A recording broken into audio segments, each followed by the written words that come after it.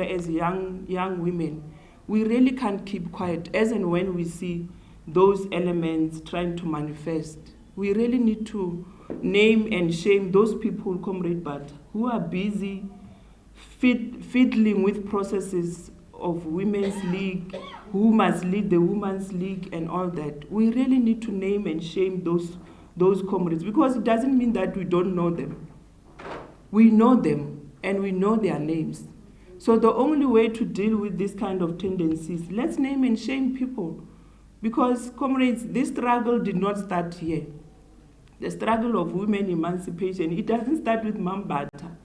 It started way back. Mam Charlotte Mateke, they were at the forefront. So we are just working on their footprints. We can't now want to shy away from our own responsibilities. The issue of young women and their participation in the mainstream economy, that is our own challenge as the Women's League, jointly with the Youth League. Because seated here, we often come across reports, Comrade President, that says the economy, the GDP of the country is growing by 3%, by 5%, and etc. Seated here, I'm asking myself, who are the beneficiaries of that growth? Who's benefiting from that economic growth? Because young people continuously are subjected to poverty. Young women in particular, hence we see this phenomenon of blessers coming in to come and destroy us as young women. It's because of the material conditions that we find ourselves in, Mam Nkosazana. We are victims of such things, because our government is trying its level best to make the environment conducive for us. But there are some pockets that we need to look into them and try to change the way we do things. The issue of our state-owned enterprises, if you look at them and the state at which they are at, it's because there are no women there. If you check the boards, who's the majority of them are male. Comrade DSD, we deploy males, and when things go wrong, we want to come back and blame ourselves. You know, one thing that I respect for women is that women are organizers. I was brought up by a single parent, and she made it a point that she organized the family. There was no single day where we slept hungry, Mam Batabil. So don't ever undermine your role as women in society and also in your own households. Don't ever look down on yourself and think that you will allow challenges to overcloud you. You are powerful as women. This society will never go forth without your contribution as women. So let's join hands. Mam Batabile, when you spoke earlier, you indicated that there are other women who are in the pockets of males. They are comfortable in the pockets of males. When we discuss like this, there are those who will go out and report to those males to say, this one was saying this one was saying that. But let me state it here categorically to say that we are not ashamed of everyone. Be it is a male or a female. You can go there and raise whatever issues, but as women, we can't apologize for us to raise issues that are affecting us on a daily basis. Issues of unemployment, comrades. South Africa is experiencing a challenge in that regard. Almost 50% of our population is unemployed, Comrade Batabil. And majority of that is young people who are sitting in poverty. Every day we must just fold our arms and observe wrong things being done in our own space. So the time is now. We really need to push for our space so that we can be accommodated. This issue, we are approaching provincial conferences and later the list conferences, Comrade Batabil. This is the time where we need to fight for women, in particular young women. Because we can't always, when we take podiums, we say South African society is getting younger and younger. But when there are deployments, young people are nowhere to be found. When there are opportunities, deployments at the government level or at the private sector, we don't consider women, and in particular young women. It doesn't mean that we are not qualified. who are sitting at home with degrees, with capabilities. In fact, who are more capable than the male counterparts. If you can put a woman as a CEO of a company, rest assured, you will never be disappointed. So I'm saying women, in particular young women, let's rise up and fight for our own space. There is no one who will make the environment conducive for us except for ourselves. Let's stand up, fight for our own space, because patriarchy is real. Patriarchy is real. You can even see it at the level of the community where you come from. Where as a woman, when you try to stand up and speak, they will say, who are you, and all that, and question your credibility on the basis of your gender. So I'm saying we need to fight for our space. Patriarchy is there. We need to confront it and lay it to rest, Comrade Batabile. We can't continue to speak about patriarchy when South Africa has got policies and legislations that continue to empower us as women and protect us.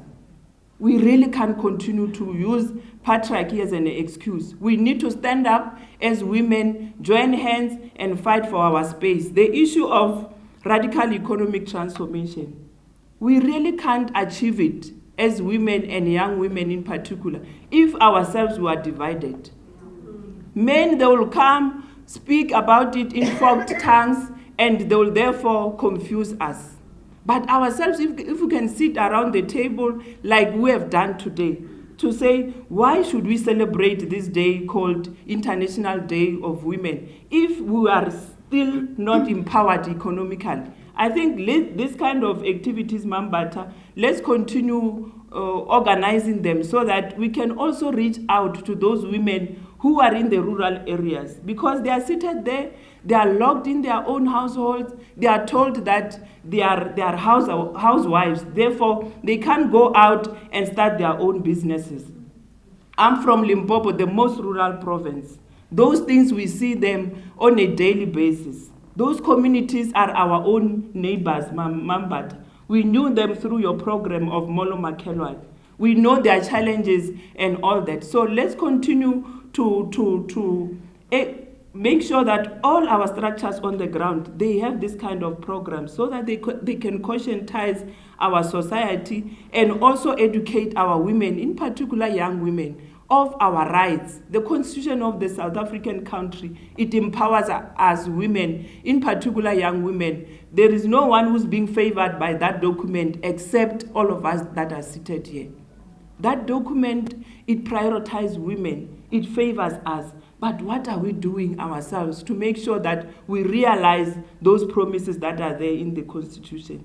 So having said that, we want to participate in the economy as young people, in particular young women of the ANC, who are busy going around the country talking to our structures to say that we must organize ourselves in such a way that when this program of land expropriation without compensation is being advocated for or is being implemented, it must find us ready on the ground. And I want to plead with the women that are here to say, let's continue to join hands with those young people, because without the youth, comrades, this country is not going anywhere. Owar Tambo once said, the country that does not take care of its youth does not deserve the future. So I think this is high time that as South African government and also as the African National Congress, we really need to prioritize young people, empower them, and make sure that issues of youth development are being dealt with as a matter of priority.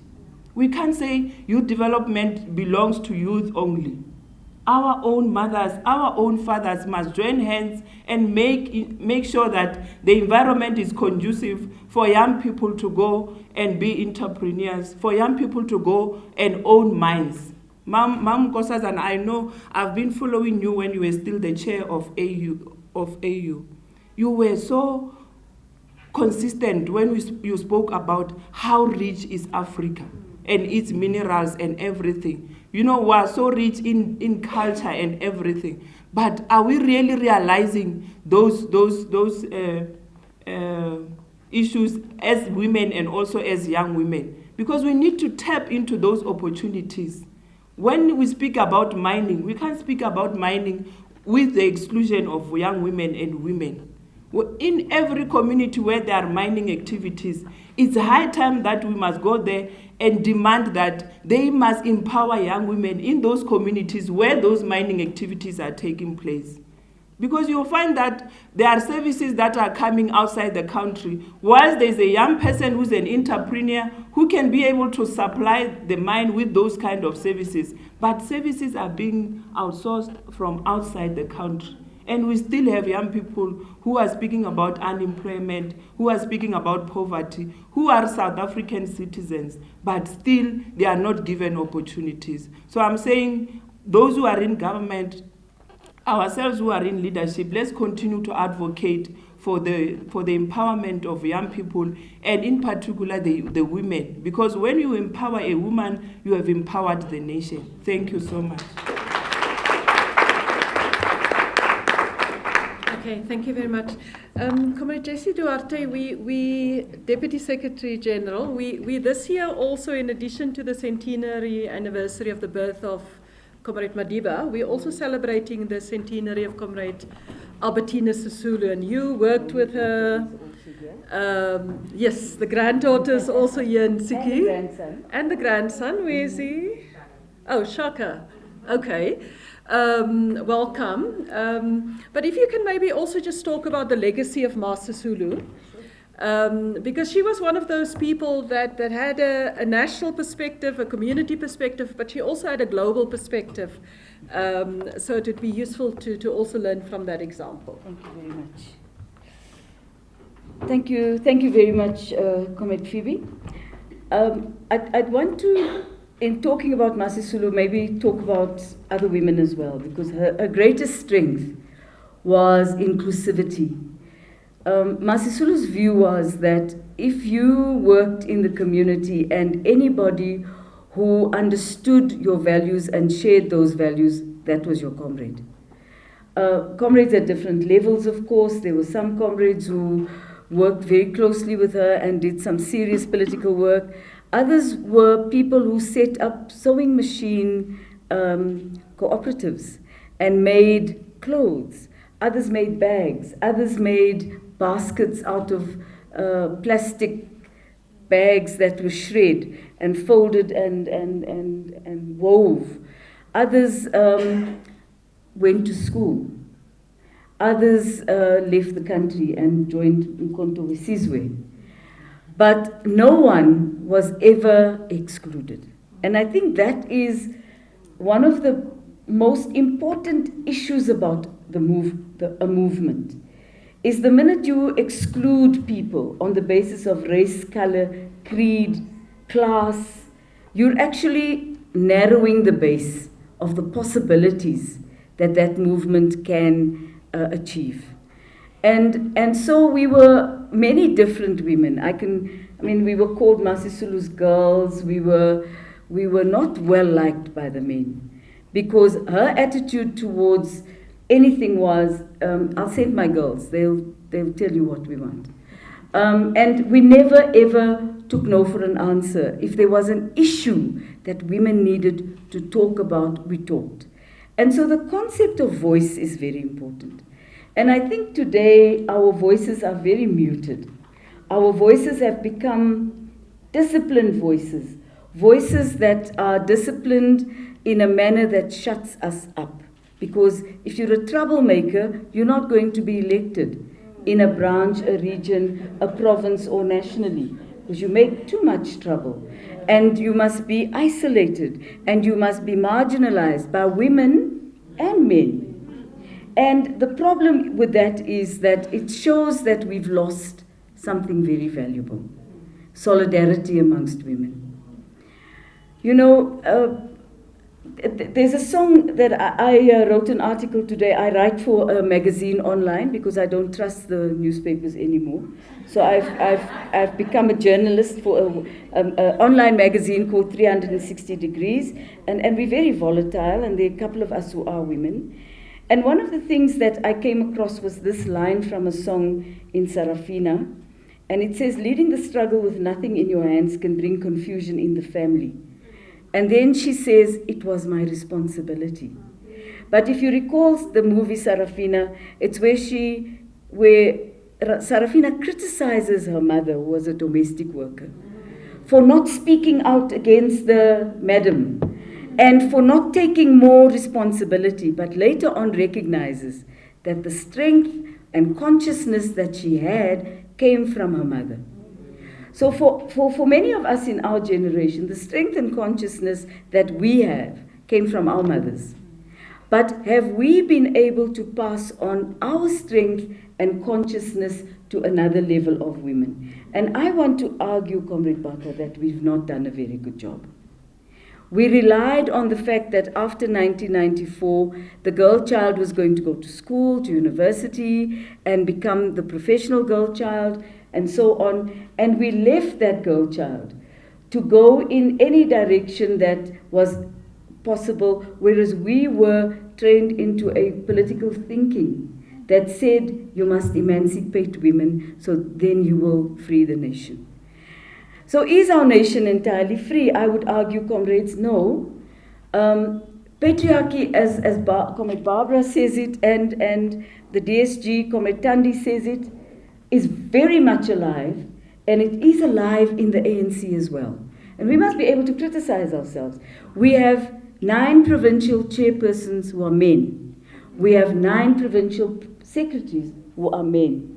So where are women? DSGs, and in the bottom end of the additional members, in the main. So that when they haven't reached the 50%, they bring women up from the bottom end and they fill up the 50%, and men get angry because they've been displaced by women, and some men want to go to court about that.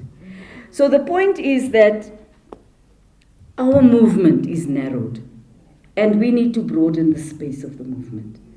We need to accept and understand that, you know, I have to make a confession that when the first time they forced me to wear the woman's blouse, because I was young, and, you know, I said, can't I please wear a t-shirt?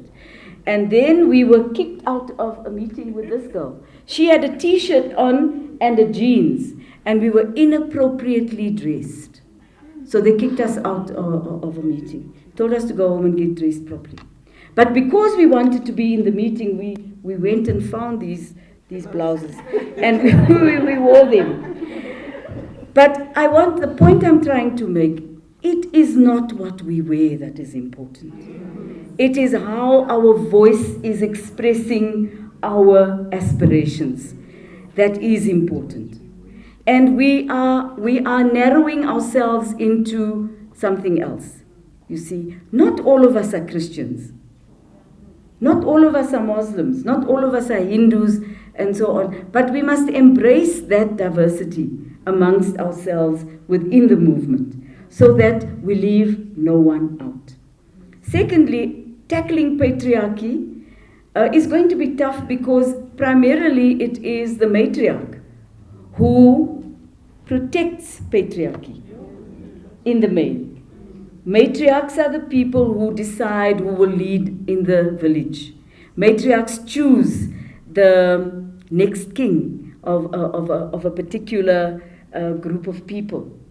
And then matriarchs frown on us if we don't behave appropriately in the house of a king. So we behave appropriately so that we are not seen to be outside of the norm, and we don't upset what is the norm in that circumstance. So abnormal becomes a new normal.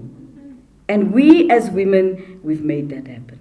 Comrades, I even see some of us these days not challenging a male comrade simply because they're a male comrade, you know. And if you put your hand up to challenge, then the women say, oh, here she goes, you know.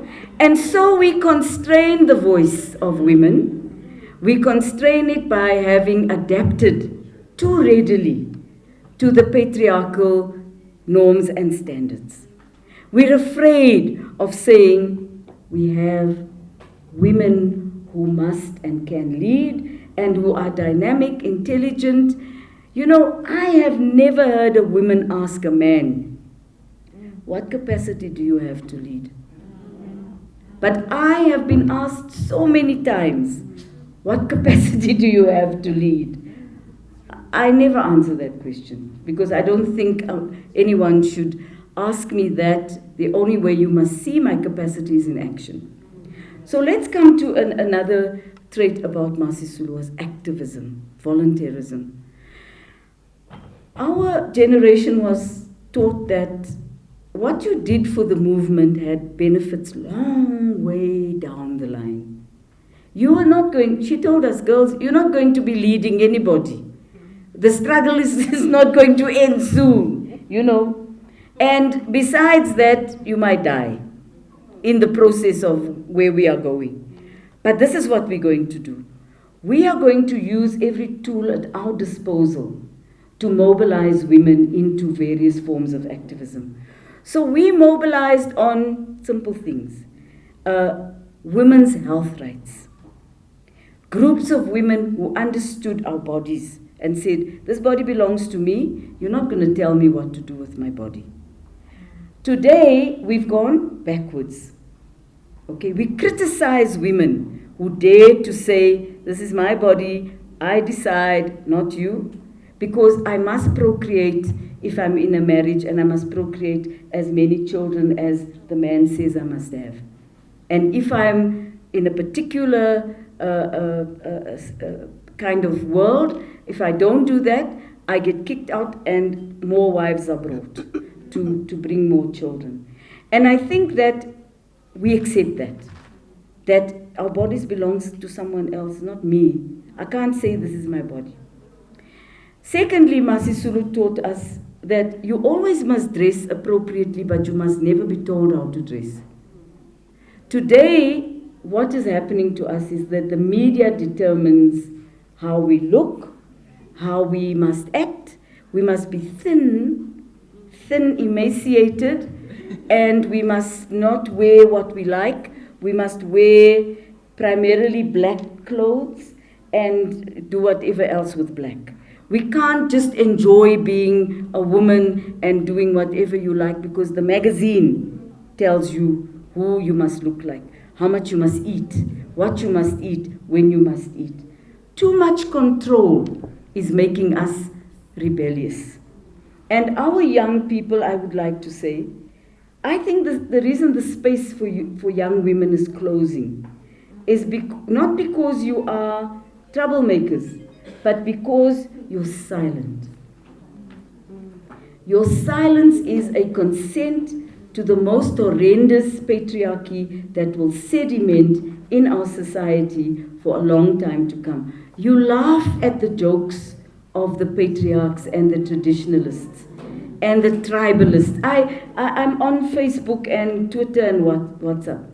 The women who laugh at the silly men are young women. And it pains me, because I think, why isn't she telling him where to go? This patriarch, even if that patriarch happens to be a very famous person who tells you not to wear braids or something, you know.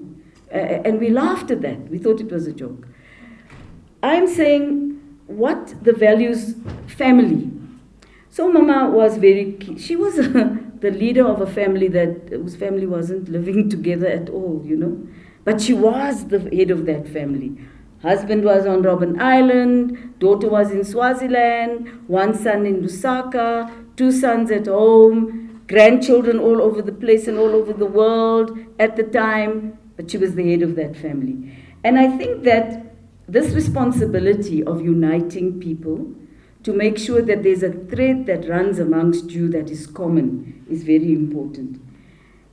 Our movement is a family. It is a family.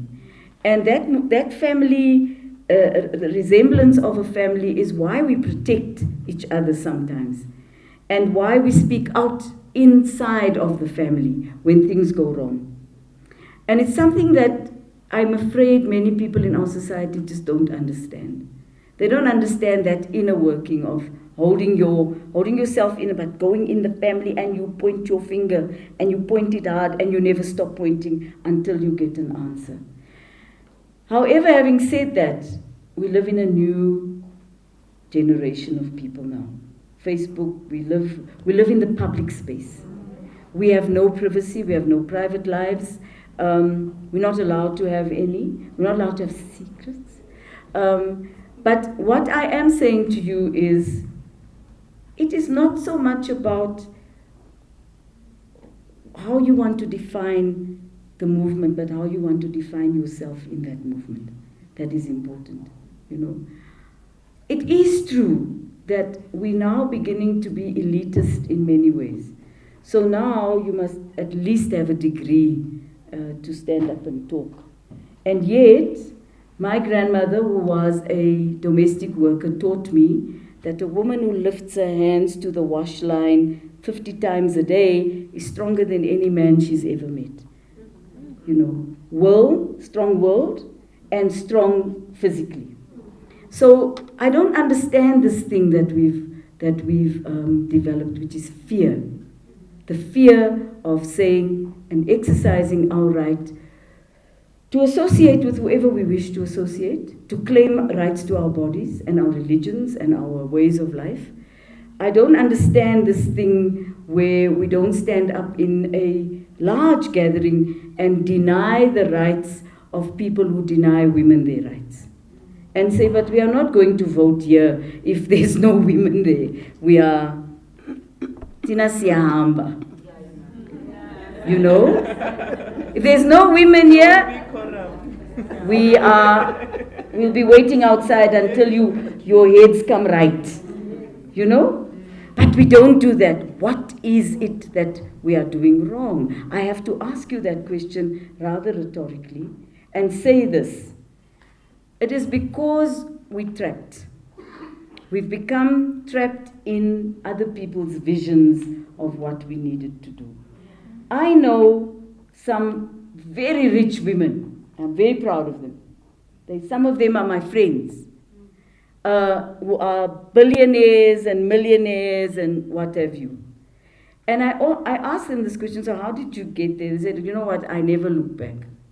No one could hold me by my skirt and say, don't go forward. In politics, women's skirts or whatever else you're wearing is being held by somebody or something. Don't know what that something is. Time to emancipate ourselves. That's what we need to do. We need to say, we walk if you don't give us something that we want, because we're not only here to lift our hands for the right kind of man, we must also lift our hands for the right kind of woman. And there are so many right kinds of women in this country. Lastly, and let me finish off with this point, one of Albertina Sisulu's greatest gifts was that she could, in fact, negotiate her way through anything. And I watched her with care and learned. So in the UDF General Council, she was the only woman, and there were a lot of men. When the UDF was launched, Comrade Barbara, if you remember, all of us were under 30. And the leadership was all over 40, 50, 60, 70, 80, and so on. And we were the people under 30, Comrade Nkosazana, sitting there quietly watching as these phenomenal women rose and spoke. Albertina Sisulu, Dora Tamana, Frances Bart. I've never forgotten that moment, because that's what in a young woman's brain will stick forever, is that there are strong women. I want to be like them. I don't want to be like any man, because any woman who wants to be like any man has no ambition. Thank you very much. Okay, thank you very much. And now for our last panelist, Comrade Nkosazana. I think that our previous panelists have spoken a lot about the issues of activism, about the issues of how do we take forward the fight against patriarchy, how do we make sure that we have voice, that we have inclusion. From your side, what are the things, the 3 or 4 most important things that we need to do going forward, both in terms of organization and mobilization, But also as women, what are the areas that we need to focus on? Some comrades spoke about the mining sector, others spoke about land, others spoke about education. If you have to identify a few issues, what are those issues that we need to make forward? Because if we're saying that having women in positions of responsibility means that the nation can rise, then we need to look at what are those issues we need to target. Thank you very much, Comrade Phoebe, and thank you to the President of the Women's League, Comrade Barbara, the two DSGs, powerful DSGs on my side, and this great audience and members of the media. Before I get to what are the things that I think should be priority, I just want to say a few things about activism, because I think it's very important.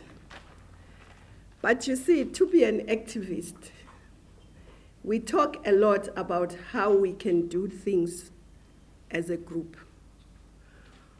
But the group is as powerful as also the will of the individuals. So I want to say, first, as an activist, you must be ready as a person to be counted. Before then, the group is very important. There's solidarity, there's strength. You know, one comrade sent me this quote, and I want to read it here. She said, "If you stand for a reason, be prepared to stand alone like a tree. If you fall on the ground, fall as the seed that grows back to fight again." And I think that's very important. So if you have a forest can't be blown by any wind. But the forest is made of trees that stand and are steadfast. So all of us should be willing to stand for a reason, even if we have to stand alone, because there are times where you have to stand alone. And I want to say that. I also want to come to another quote by Maya Angelou, which is also a very nice quote about how, as young women, you should look at life, how you should grow, how you should change, just as old women have gone through all sorts of changes in their lives to reach where they are. Ukomrejis was talking about Masisulu. We all appreciated the strength, the beauty, the wisdom, the experience of Masisulu. But Maya Angelou says, we delight in the beauty of the butterfly, but rarely admit the changes it has gone through to achieve that beauty. And I think that quote was also sent to me by another woman during some difficult times. But for me, these two quotes coming from women are very important when you are alone and saying, what do I do? You have to say, I have to stand up.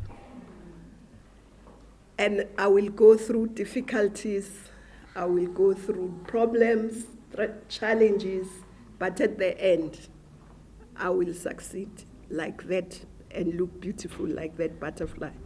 And the beauty I'm talking about is not the physical beauty.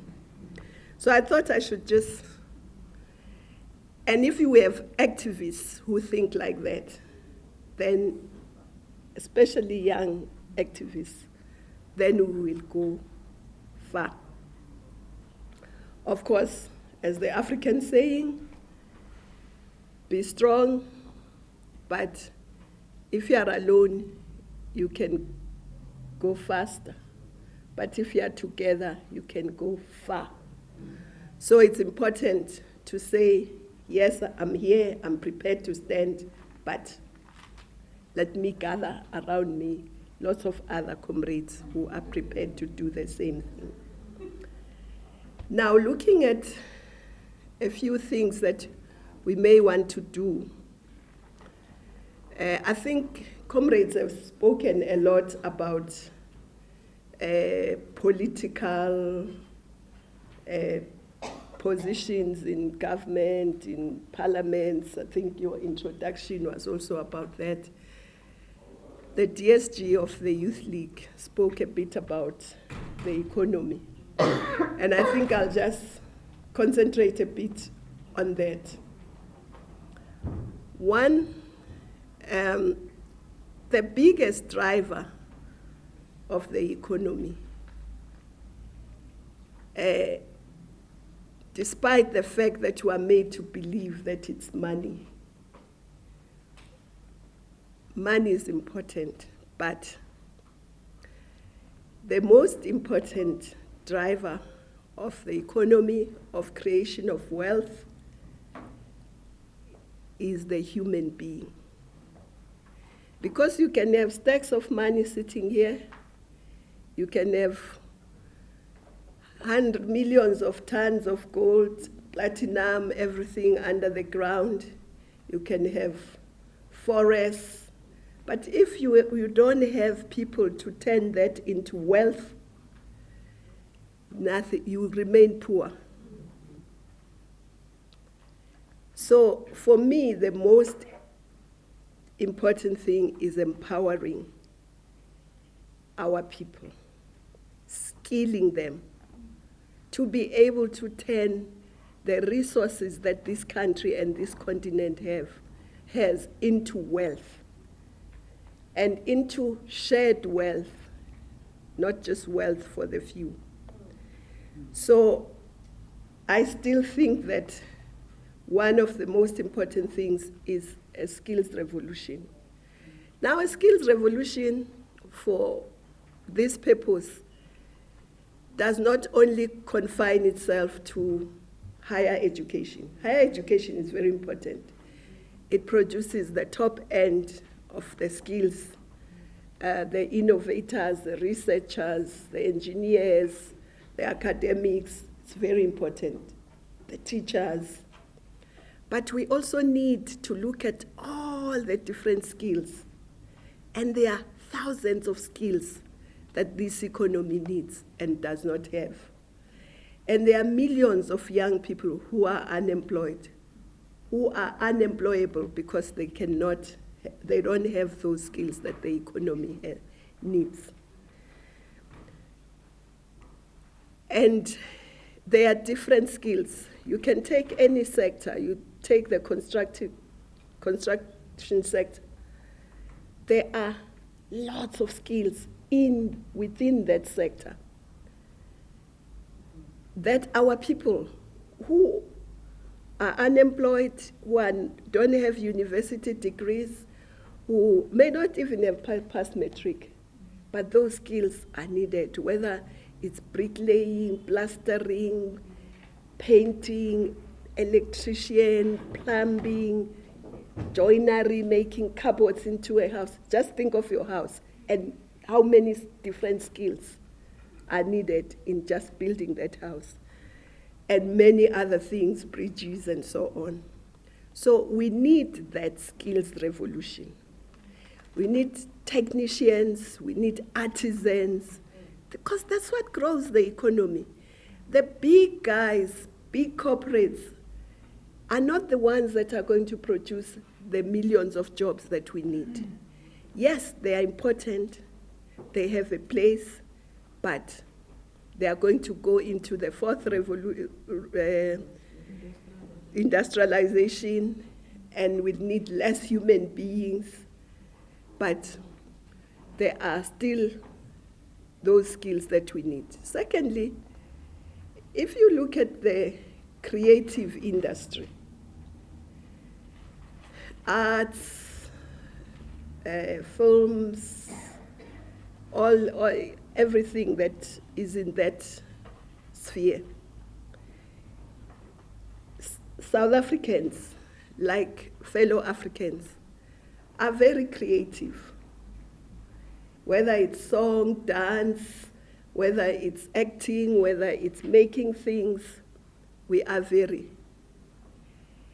And that's an area that takes a lot of people. You look at one soapy on TV, maybe there are 20, 30 actors and actresses that you see. But when you look at the number of people that have made that, you may find 100 people who work in the background to produce that. Why can't we work in that area? And then also we can weave it with our culture and weave it with tourism.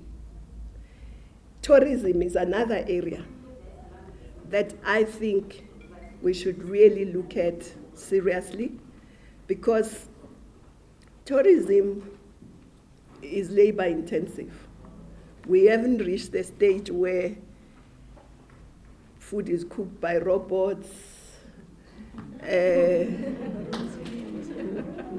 everything done by robots, tour guides being robots, no, not yet. And we hope we'll take, because robots will be fine, but I can imagine that if I'm working with robots during the day, I would really like to interact with human beings later, whether it's in my house, whether it's wherever. So there'll always be room for human beings. So as we prepare for the fourth industrial revolution, we have to be preparing what will the people be doing and what will make people happy, because I don't think working with robots will make you happy, will make you fulfilled. And so I think tourism is one of those areas also that we have to look at. And there are different aspects of tourism. And our country is one of the most beautiful countries. Our continent is one of the most beautiful continents. And we have almost everything that any tourist would want to see. There are different interests in tourism, but we have them all. But we need to then train our people in that tourism area, not only to make beds for tourists, but to own, to be in the hospitality industry also as owners. So that's another area that I think we should go into in a big way. The other area that I think we need to look at is maritime, the maritime ocean economy, or the blue ocean economy. Just like the continent, which is surrounded by hundreds of thousands of kilometers of water, South Africa also is. We're surrounded by 2 oceans. But I don't think we have actually made use of that space as an economic space sufficiently. And I think we need to go into that space in a big way. There is transport in that space, there is tourism in that space, there is insurance, there are finances in that space, there is logistics in that space, there is a whole range of different things in that space. And as women, we must also be going into that space. On the continent, I think this is still the decade of African oceans. But very few South Africans know about it. And the 25th of July is the Day of African Oceans. That's the day some of the African women came together in 2015, was it? To form an organization of women in maritime. The West Africans are quite big in that space, coming down, even Angolans, Cameroonians, Angolans, but West Africans, but also East Africans. But South Africa is very weak, even in that organization of women in maritime. And I think those are some of the areas we must. And South Africa as a country and government has recognized, and it's within the Pakisa group of things that need to be done. But I think we must pay more attention to that. Of course, mining I won't mention, not because it's not important, because it has been mentioned. But agriculture.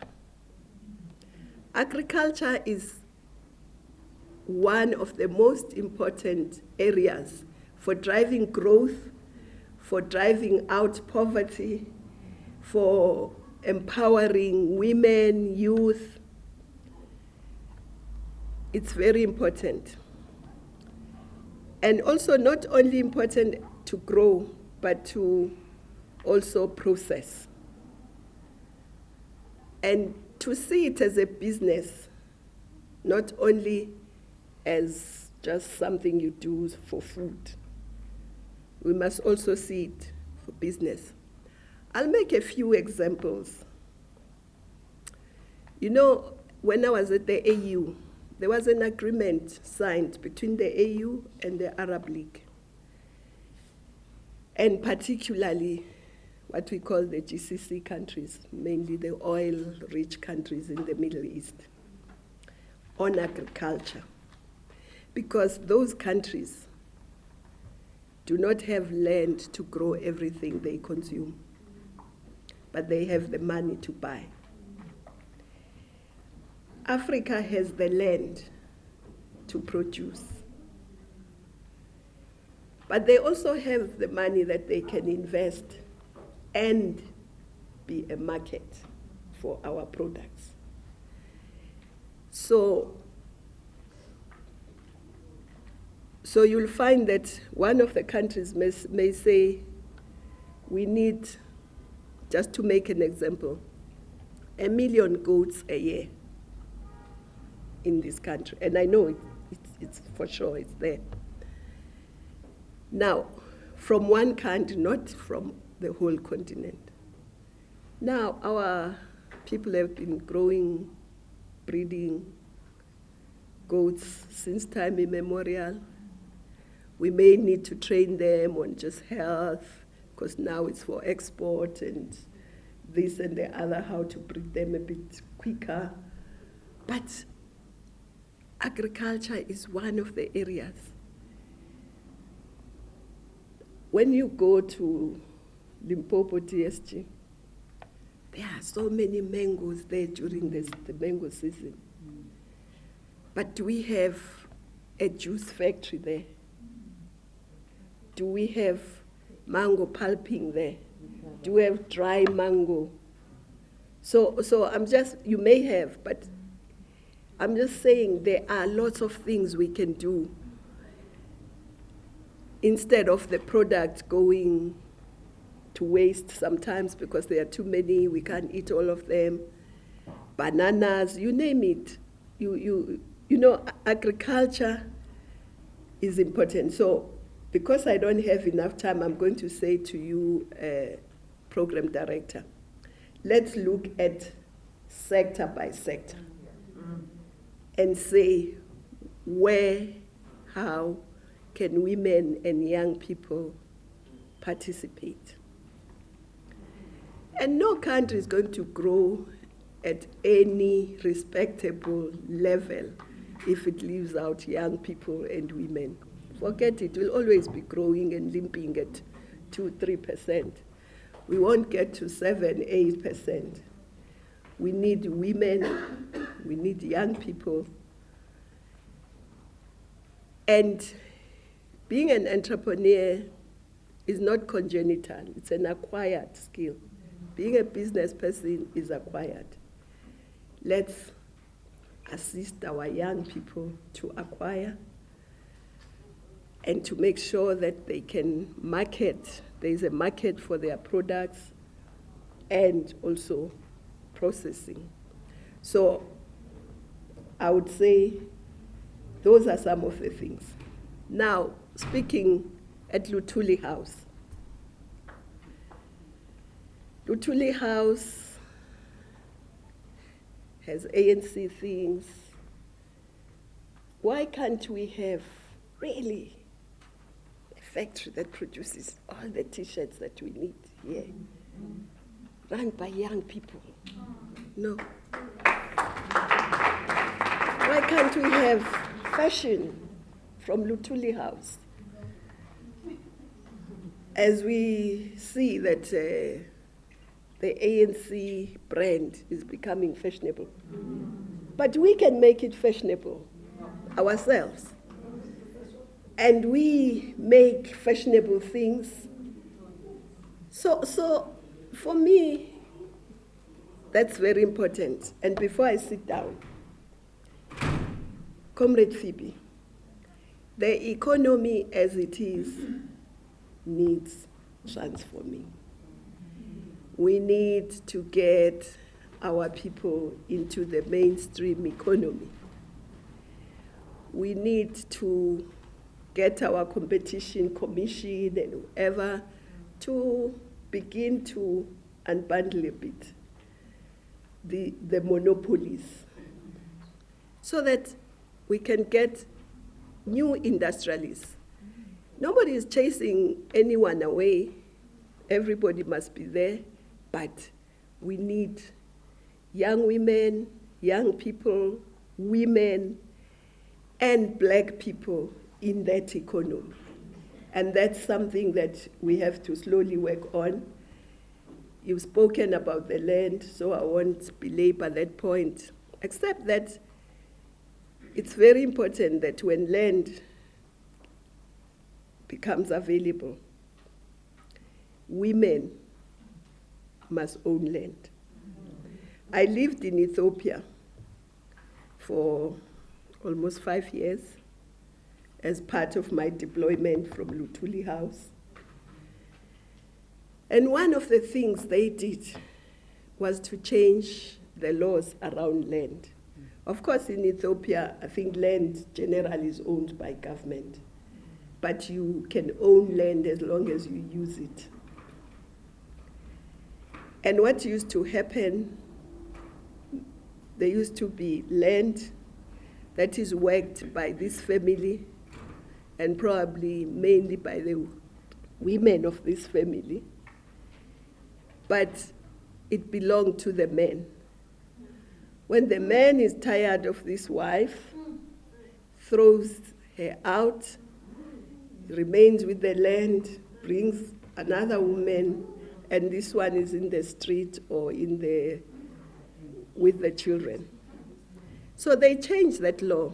They said, no, the land belongs to both of you. We can't get into your private space. If you want to get rid of her, it's fine, but she goes with half the land. And that did not only change the economic standing of the women, but it also changed the dynamics. Because now they knew that you are not just a wife, but you also have an asset that is linked to this relationship. And if this relationship breaks, the asset that he will have is halved. And if he brings another woman, and when that woman goes, that asset is halved again. So I think Some of those things are very important. But we must have confidence in ourselves. We must work with progressive men who are willing to work against patriarchy, who are willing to work for the equality of both men and women. We must not exclude them, but including them must not mean they must tell us what to do, when to do it, how to do it. They must not tell us who should lead, when and where. No, we must work with them because it is our responsibility as revolutionaries. It is their responsibility also. So that's what I would like to say. That let's look at everything and see where we can get in. Not yesterday, not next year. We must do it now. Now is the time to transform. Now is the time to mobilize ourselves. Rural, urban, everyone. Thank you.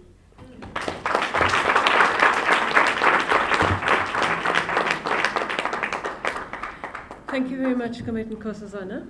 We've got a couple of minutes left. We're now going to open the floor for comments. Okay, I've got one hand here, on the left one. Just remember your number 2, the lady with the white, beautiful Ethiopian dress. And number 3, yes, Maya. Number 4 and 5. Oh, sorry, I didn't look at the back. 6, 7, 8. Okay, so we've got a very vibrant discussion. Okay, we've got the... Yes, ma'am. Yeah, thank you. My name is... Short, briefly. I'm convener of the Women's Desk in Joburg. Thank you very much for the session. I first just have 2 comments. One is firstly solidarity. The fact that solidarity is suppressed by, I call it patriarchy of a special type, where women are the ones who are advocating for other women not to arise and advocating for men to arise against other women. So if we do not stand up against that, we will not flourish as women. 2 is on RET. On skills revolution, if we do not chain the economy and we do not industrialize competition. For instance, if you look at what's happening with enterprise, it's the food processor, but also if we're going to buy something else, we'll be buying fish paste most probably where they are processing it. And if we don't revolutionize making sure that we have people who actually are the one who farm wheat in order to make the flour and also then make the bread. It means we're still supporting competition, and therefore that's not RET. We need to chain it, we need to put it together. Thank you. Okay, thank you very much. Number 2. Yes, ma'am. My name is Lumka Pendla, and I'm a co-founder of an NPO called Domestic Workers Advocacy Forum. My question is, you have highlighted certain aspects that need to, like the whole sector thing, that we need to infiltrate women into all these sectors. But then us as young women have these fabulous and outstanding ideas on how to do it.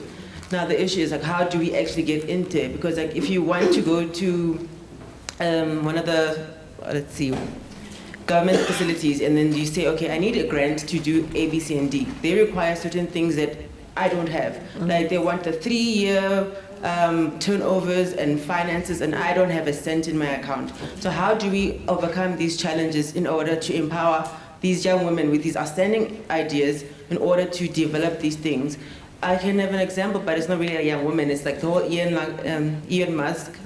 He went overseas, he went to the US, he went to Silicon Valley, and he came up with great things that he could have done here, but now we don't have access to such things. How do we overcome? Okay, thank you. Number 3. Thanks. My name is Precious from the Young Women's Desk. Got a number of contributions to make, but I'll be very brief, Chair. The first one, I want us to remember, as we remember the centenary of Umatambo, we need to remember that this International Women's Day takes place at a time when we celebrate the centenary of organized women's struggles, 1918, the launch of the Bantu Women's League. Again, I think it would be a great injustice for this kind of forum to take place without us mentioning the beating that took place outside Luthuli House a few days or weeks ago. Powerful women seated in front representing the ANC here today must come out of this place with a very strong message against that beating. Outside the statements that the organization issued, women of the ANC need to speak to that. That's number two. Number three, I appreciate the input by the president of the Women's League. Actually, she's mostly misunderstood most of the time. When she speaks about a person holding a big stick, she's actually speaking about patriarchy wanting to police women on how we fight our own struggles in the movement. And my contribution to that is that women need to bridge the gap between generations. The gap between older generations of women of the ANC and women in society and the young ones. That gap needs to be bridged as we intensify against patriarchy, the struggle against patriarchy. The other one, Chair, is about women representation. Women representation and our role into leadership. I was laughing when the DSG of the Youth League speaks about the DSG of the ANC being the only woman in the top 5. She's also the only woman in the top 5. And they all go to one thing. I think we need to start a very painful discussion about the formulation of lobby groups and factions. That's what mainly leads to only having fewer women being identified and fewer women taking leadership responsibilities. Our factions in the organization are very patriarchal and are dominated by powerful, arrogant men who lead and shape the discourse towards the discussion of leadership. We women are only co-opted into these factions where we are actually minority in those factions, and therefore our level of influencing these lobby groups and factions becomes minimal. And the product is this, where we have very few women taking center stage into leadership positions. I don't want to talk about Nasrek, was still traumatized as women with what happened in that Congress, about how women were used and how women were co-opted to actually advance patriarchy itself. And at the end of the day, in Nasrek, patriarchy won. And women were defeated collectively. Despite where we stood in terms of these factions, women were defeated. It's a debate that we need to take forward and see, what do we do as women of the movement? How do we locate ourselves in ensuring that there are many congresses, as speakers said, it's not only congresses in provinces, Comrade Tandi, it's the Congress of the Youth League itself. As speakers spoke, what do we do as women to ensure that we reposition ourselves into being decision makers and into being those women that are not only co-opted by men after men have taken these decisions on our behalf. And lastly, Chair, I just want us to remember also the oppressed people of the world on this International Women's Day, but also the women in Syria, the women in Swaziland, the women in Southern Sudan, the women in Palestine. As we remember this day today, it's important that we make reflections also on our international solidarity, and then how do we also strengthen our international work in standing together with these women from all places in the world. Thanks, Chair. Okay, thank you very much. Yes, ma'am. Oh, sorry, I think it's the, okay, yeah. My dear MPs, dear ladies, my honest MP, honorable MPs. So there's only one thing I want to play once I did. I'm asking because that thing I want you to help us so that we could know how to organize many women's. I'm happy because I'm Mrs. Mbeg from Region 4, Zone 4. Zana Branch, Ward 15. So there's only one thing that is very, very important to me so that you can help me. Is there anybody who's going to interpret for me because I want to say it here with my mother's tongue? Ngingumuntu esi-organizer kanzima i-Women's League. Right, manje sine-disturbance enkulu ephuma kuntombazane abathi uMorini. I want to confirm it to you. Umorini untombazane udestabilize umphakathi ukhipha ezindlini.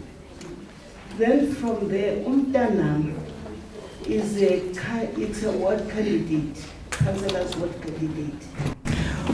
Waya ezwa impembe ekhala wabuza ukuthi kwenzakalani, bathi sisibongile nangu usisi Morini ukhipha abantu ezindlini. Wazethula waya kuMorini, hawusabona sisi ubani, mina ngusibongile ngiward councillor kodwa wa candidate ye-councillor, but angizanga ngaloko ngizobuza ukuthi kwenze kanjani.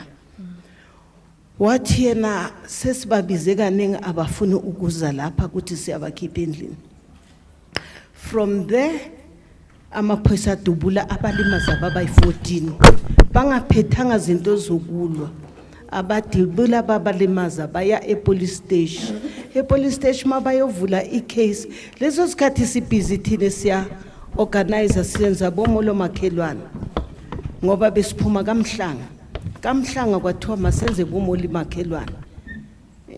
Unfortunately sokunalento sesijigijimela kuye sabase police station. E-police station bathi asikwazi ukuthatha i-case yethu, hambani icala eclinic nilimele kakhulu. Those were rubber bullets they were shooting with. After that, nabayale, wathi uLokhuzi uThembi sibongile athi ithabo kuqala esifikile ningathathe abanye. Bayale le bathola ukuthi akunamaphilisi akuna ini akunamabhandisha akuna ini. Babuya laba bama-rubber bullets laba banama-bullets babakhipha babafaka injection babakhipha bathi baye ekhaya. Bahamba benjalo beqhuga balala ekhaya. Bayivula i-case. But yena bayovula i-case the following day. I-case kwathiwa manje nango soyivulile nifanele nivalelwe nine benivusa udlame emphakathini. Bathi no yithi bokuqala ukufanele sivule i-case. Ubani ovule le case ngoba yithi bokuqala. Ene la besikhona bekungena muntu estradeni bekungena litshe ngenani singaphathanga induku singaphethanga next. Kufika amaphoyisa from nowhere asidubula. Sibizile i-councillor yathi yes, we know that the councillor ingene eindabeni ze-housing, but yeza yathi i-councillor inaso isikhathi yadla lapha ikhona. What we have heard yayise Pick n Pay basuka bona bathi sibizile ayizanga nje basilimele asikwazi ukuvalela kwathiwa sayinana. Wathi lo Sibongile asisayini into engabhalwanga yithi asisayini until bona bavula waba ama-case bathatha baku-doctor wagcwalisa amafomu abo amafomu abanye attempted murder abanye njani as bathola ama-lawyer. Unfortunately all of a sudden ofonayo uzenze i-lawyer kanti it's a policeman. Wathi izani lapha ngizokutshela Sibongi of the very same time bayikhethela umuntu ozobamela bakhetha lo Sibongile wami ukuthi kufuneka kube uyozomela umphakathi. Okay, Sibongile wavuma akazi nokwazi umzalwane but ukhona la. Wathi kulungile ngizobamela. Wama-ke wathi ningasayini nikusile phepha leli babuyele emuva. Nababuyele emuva all of a sudden babizwa iphoyisa. Uthi wena uthatha pha amandla ukuthi ubize thina ngoba kufanele sibizwe yi-lawyer. Wathi hayi i-case yeni ichithwe. Wathi ichithwe kanjani? Then I've reported that case kwi-Lokhuze ku-political school.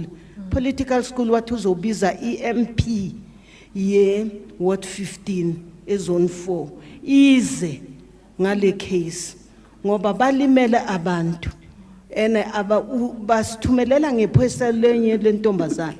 Then from there lento ine disturbance sicela ukuthi nize ene okumnandi engicelile futhi ku political school ngithe njengoba kune confusing kune mistake la emawodini phansi, they must not be afraid to say the truth. Kune big misunderstanding lapha kula. Wena A, lo B, they want to go to get together.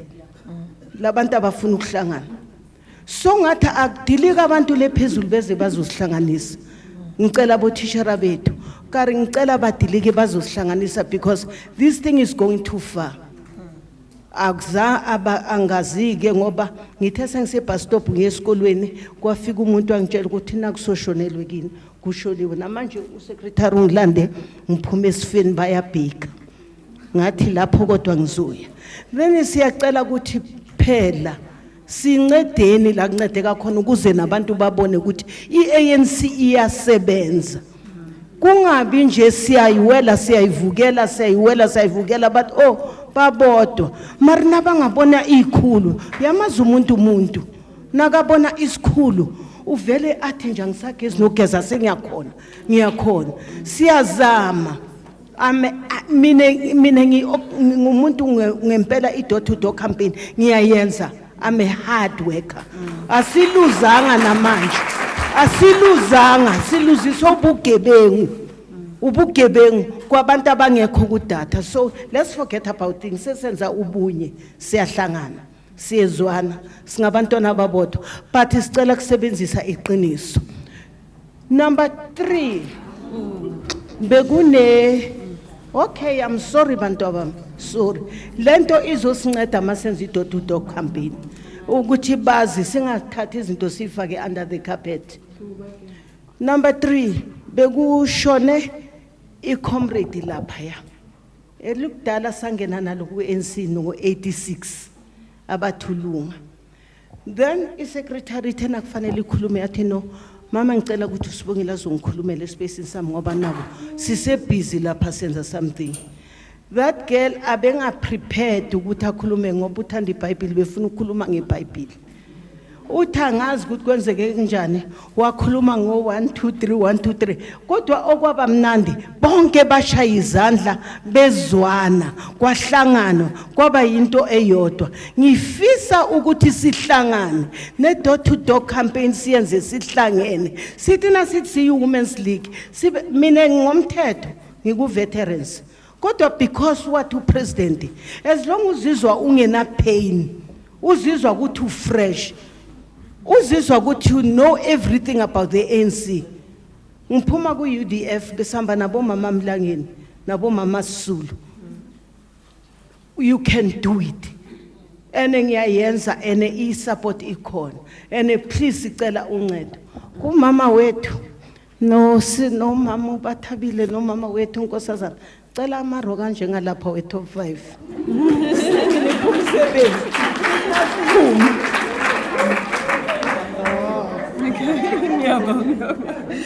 Okay. Yes, ma'am. Mna ndingunontsha ndiphuma eFosloras. Okay. Women in Agriculture and Rural Development, and also I'm in the African National Congress Women's League. I want to start with the agriculture before coming to Takakulu. I'm happy that the topic was raised. And I think every normal person rejoiced when iParliament ithi kuzoba khona ukuthathwa komhlaba ungabuyekezwa. But my question is the quality of that land, because our country has allowed GMOs. They are penetrating even the rural areas. I got a shock in November when I was phoned that my grandfather's field was also being polluted. And i-pollution ihambiswa ngama-officials ka-government. The very employees of government who tell people that these genetic modified seeds are resistant to drought and all the other things. I'm raising it because I hope urhulumente wethu angayistopha before iyakude, because ayikho into yokuba kuzothiwa mhlambi kwakukhe kwenzwa wabusabuzwa, because thina sibona sesizi-victims. Sometimes when you talk, there was enough consultation. And I'm saying there is no consultation. The consultation yenzwa ngama-computer. If there is a critical issue in an organization that is saying people shall govern, we should be called in a hall by the PCO. This is a sensitive law coming. What is the input from the community? We hear 12 years that can have consensual sex, that can abort without the permission of the parents. When you raise it, there was enough consultation. Fortunately, there is no law that is static, nor is there any policy that is static. I'm requesting that as women, we must defend our children. They cannot be sex objects. Because it's not only sex amongst themselves, also the elderly that are for the very consensual sex, they are going to intervene. And I don't want to go further. I think the point is taken. Yes, ma'am. Now, the other point, I think creative industry, our children are being exploited. I was happy when madam, besimbizo NTZ kuma WhatsApp.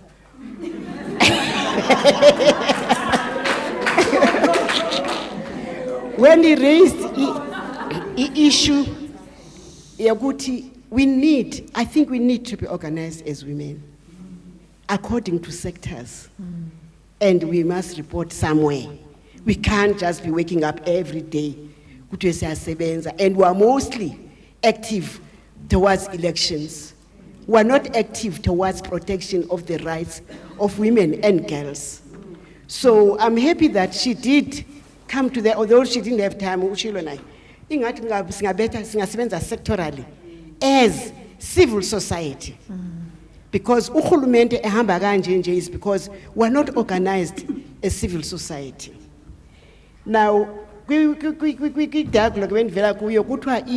Commission on Status of Women, there was a principled agreement. I don't know whether it was in AU or in Southern Africa, that there is a 1 hectare, 1 woman.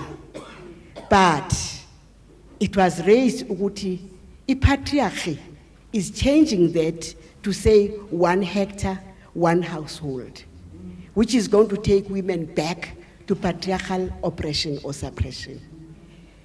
Now, the other point that I'm just going to raise issues, not going to details. The other point that I came here for is to say, I didn't even know what we're going to discuss, but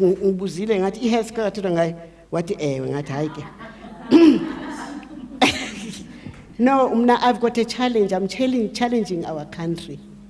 We mustn't fool people and say we are delivering primary health care when we are delivering a disease-oriented health system, when we are delivering a medicine-oriented health system. So I think it's high time that we revisit what we are saying and translate the philosophic base of that particular term and where it's coming from, its history. Because if it was for ensuring quality of health, because the scientific advancements have not improved the quality of health, then it means we cannot rely on scientific tests and researches only. We've got to take a step back and ensure that our primary health care has got humanity as its basis, not the machines. Now, what is also hurting is when we even allow our own government to say primary health care shall be managed at provincial level.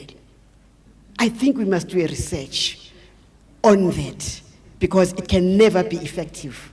Primary healthcare on its nature, it's meant to be in partnership with communities. Now, how do communities float at provincial level through a MOU with local government? The whole thing is artificial and is taken far away from the people.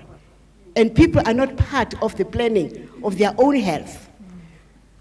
Then lastly, or the other point, I'm coming from another dialogue, that's why I'm listing them. E-commercialization, that our children from poor families, when they go to tertiary institutions, they are forced by deprivation. Some of them, they go for e-commercial sex work and the rest. So the issue of indigence and poverty, it must not be a secondary thing. It must be a priority thing. When the MDGs were passed, which were saying eradication of extreme poverty and hunger, MDG 1, wapinda SDG 1 and 2, is still talking about poverty and hunger. One expected that after the MDG stage, we would as a country have an instrument that is guiding people to say, how do you differentiate between a poor person and a very poor person, a hungry person and a very hungry person? And as a result, because of the lack of that instrument, when food parcels, for example, are brought to the ward, they never look at who is extremely poor and who is extremely hungry. It goes according to the lucky ones. Or like a Bible, no kale wafike manzini, acho apile.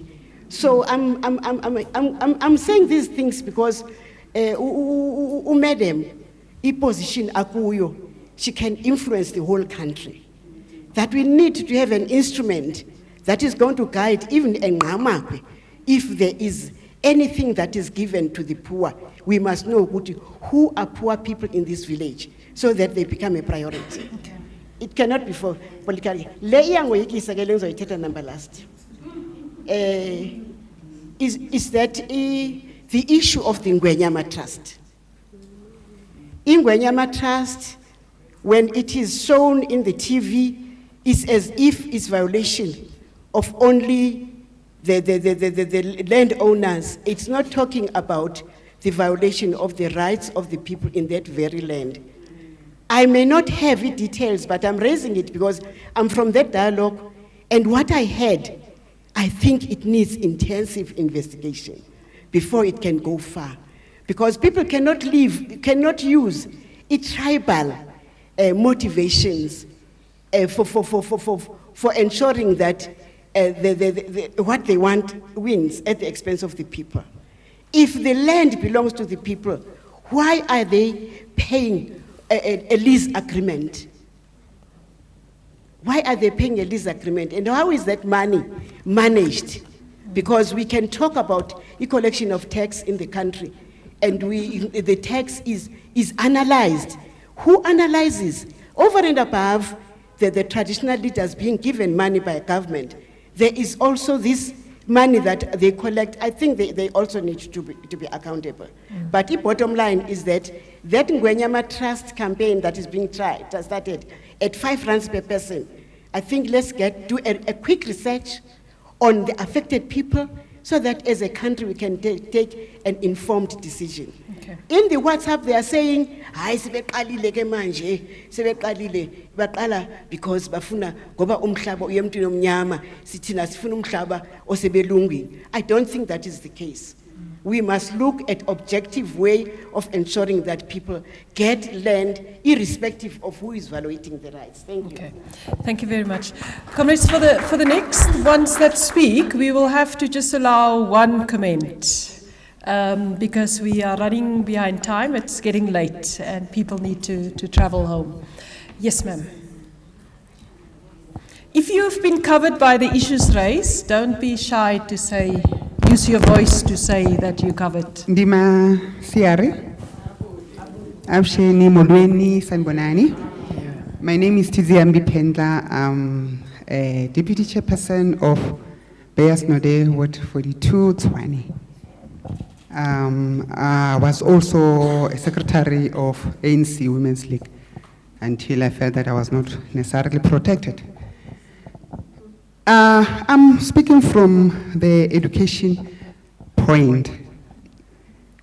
So many issues were raised which are very relevant, and all of them are the same and have always been the same for years. But what I want us to concentrate on right now is the implementation plan, Mabatabil, as you are going to be faced with all the issues of women. And Manko Sazana, as you are the voice, which is going to be very powerful if we work together. I realize that all these other issues were engaged, like economic challenges, but we didn't talk about political challenges and how we're going to do that. Because really, at this time, in 24 years, we're supposed to be having a woman president. That's for sure. But what are we doing to groom the next one who will be there in the next 5 years or whatever time? As we were talking, I realized that in your strategies or implementation plan, if possible, let's consider the land issue, not just land issue. How are women going to benefit? There must be a strategy. Not in just city hiking over, Nami, I can have a piece of land. How is it going to happen? What are the skills that are needed for those women who are going to have land for agriculture and all the other things? The other thing, number 2 for me, is education. Not just education, I'm saying schools. In particular, you raised, of course, it's a very important issue, a challenge, agriculture.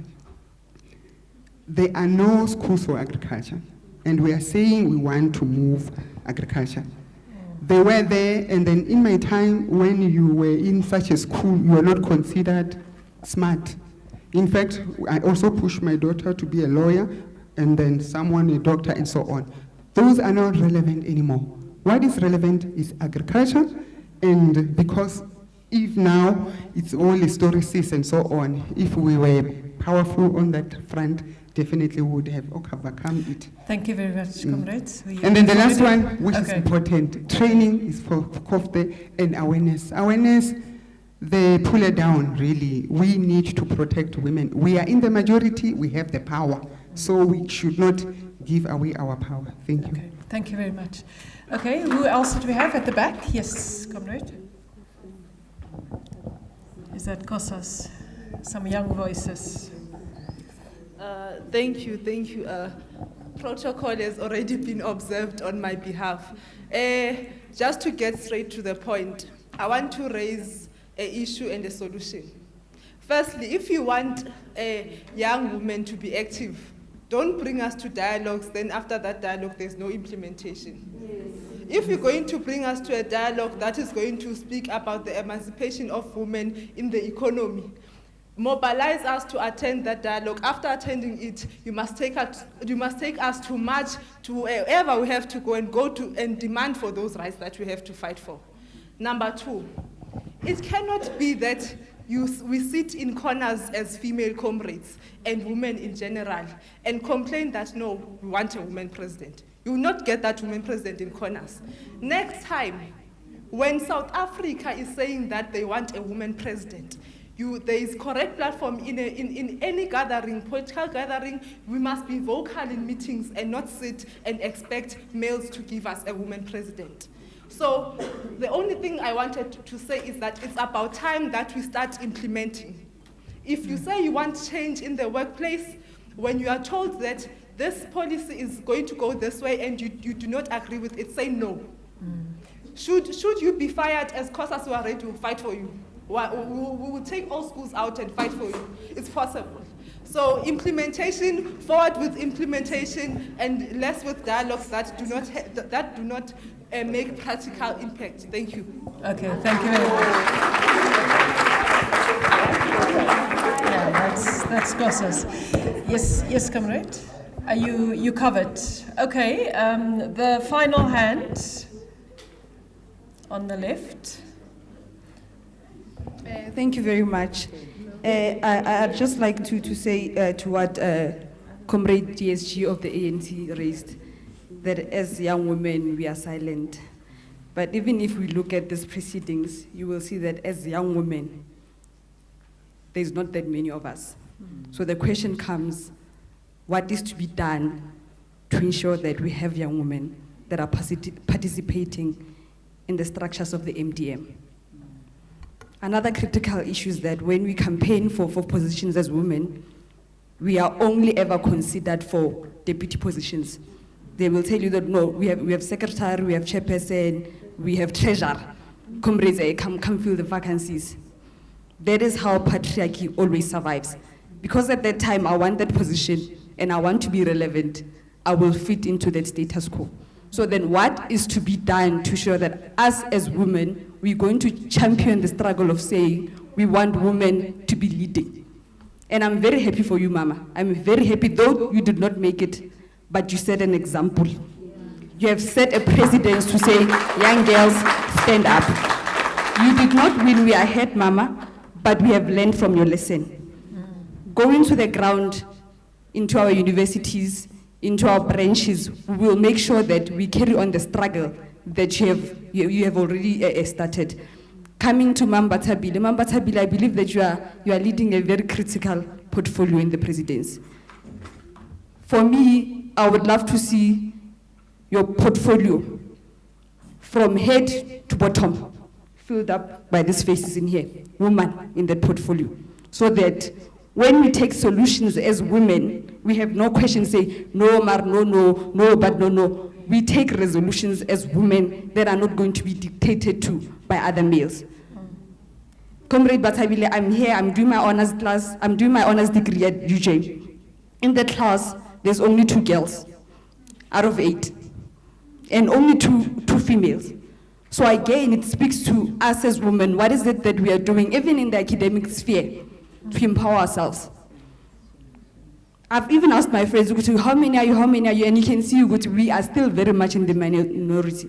So then how do we champion the struggles of girls that are into academic to actually push them to say, comrades, here's funding, here's classes, here's people that can actually sort you out via tutoring, or how to mentor you, how to do research, so when you submit your thesis, things like that. So it's the small things that might not actually matter, but it's the small things that really matter. Thank you very much. Thank you. Okay, we're going to give, oops, what's the noise? Is that me? Okay. We will, we've come to the end of the questions. I'm going to give each of our panelists just 2 minutes, and we're going to be very strict to respond because it's getting late, it's dark, and we all have to travel home. To just respond to make some concluding remarks, because I think that a lot of the inputs we have to continue the dialogue, because that's what activism is about, to raise the problem, to look at the solution, and as Kosa said, to then go and implement and see how do we take these issues forward as individuals in our organizations, in solidarity with other women. That's very important. Let's start with Comrade Batabile, and then we'll move from there. 1 minute. Comrade, I'm going to be very strict.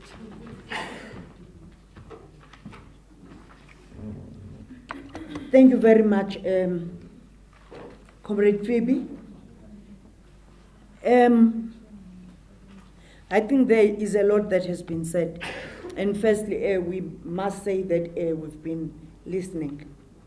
And I think this shows all of us that we have a long road ahead of us. Struggle for women's emancipation is a long process that needs us as women to understand it.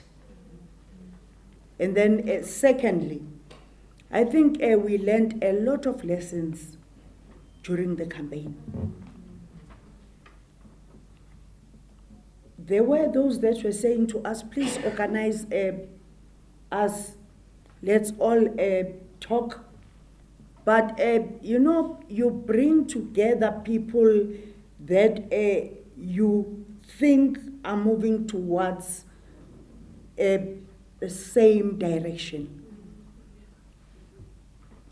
But over and above that, I think it was our starting point. Next time, whether views are divergent or whatever, women will have to come, sit together, and agree, and sometimes agree to disagree. And then lastly, Comrade Phoebe, I think what we need to try and also do here is to have girls and young women's dialogues. We have to hear from them. Most of our children, more particularly the girl child, get confused at puberty because there isn't anyone to guide them. There is no one to say to them, yes, when you reach the stage, you start having your views. You might lose the friends you grew up with, and you might take even a different line when it comes to your work. They must also be able to understand that culture, norms, and values of wherever they are, most of the time are made to ensure that they conform. They conform to the rules of the family, streets, schools, where our children are most of the time. And therefore, they must learn to say no to anyone who discriminates against them at school. Anyone who does not allow them to express themselves in meetings where there are men and boys. They must not allow anyone to undermine them in class, not to accept their views. So I just think that the time has come for us to hold the hands of young women, because we are where we are because someone decided to hold our hand. We need to ensure that the crop of young leaders we have to develop is resilient enough to fight patriarchy. You can never fight a patriarchy if you are not resilient. So we must try and ensure that our children are resilient enough to understand that not getting something does not mean that you cannot get it if you try for the second time.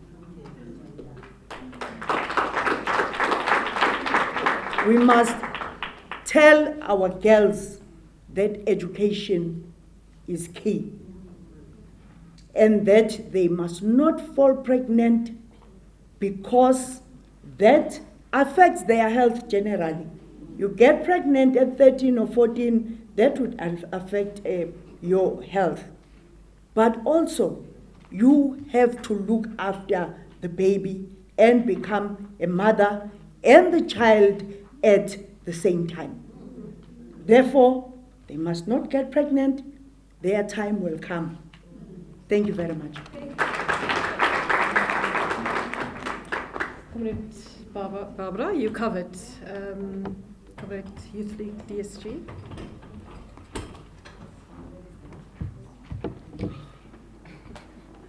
Yeah, thanks very much. I think now we are now having a challenge of time. When we are supposed to deal with issues intensively, we are told that we must be brief. I want to propose that we must dedicate a weekend, Mamba Tabile. You must convene us under the banner of Economic Summit for Women. wherein we are going to meet, discuss these issues at length, because we know our problems, we know our challenges. What we need is for us to start implementing them. I fully agree with COSA's comrades to say that we are tired of attending dialogues and summits. At the end of the day, we go back to those realities of poverty, unemployment, patriarchy, and all those things. So I think let's agree to convene that summit. That will be convened by government. You are a minister of women. You are a minister of all of us that are seated here. And also you are a president of the Women's League. Therefore, you can't be apologetic. Women needs your leadership.